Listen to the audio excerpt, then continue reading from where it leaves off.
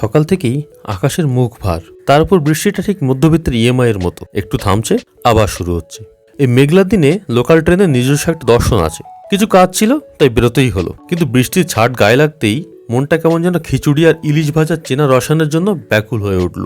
আসলে কলকাতা ফিরলেই আমাদের metabolism rate share বাজারের গ্রাফের মতো চড়চড় করে বেড়ে যায়। তারপর আপনারা অনেকেই কমেন্ট করে রেকমেন্ড করেছেন কলকাতায় এসে কি কি খাওয়া যায়।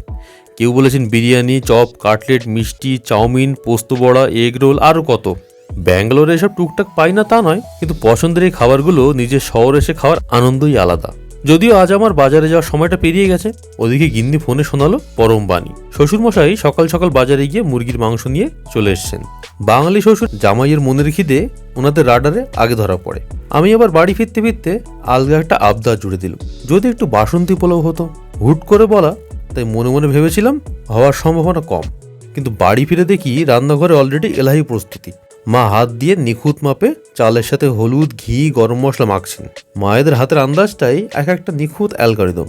আসলে মুখে খুব বেশি প্রকাশ না করলেও ভালোবাসার একটা নীরব ভাষা থাকে আমাদের পরিবারে, যা নিঃশব্দে উনুনের আছে আর রান্নার সুবাসে ছড়িয়ে পড়ে। হলুদ বাসন্তী পোলাওর পাশে ধোঁয়াটা কষা মাংস আর টমেটোর চাটনি।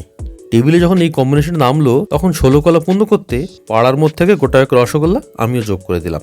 দিন শেষে ক্লায়েন্টের ডেডলাইন বা কেপিআই এর বাইরেও জীবন আসলে দুপুরে প্রিয়জনদের সাথে একতলা তৃপ্তিতে মেতে ওঠা। কাজের খোঁজে যতই দূরে যাই না কেন, এই চেনা স্বাদ আর আতিথেয়তার কাছেই আমাদের বারবার ফিরে আসতে হয়।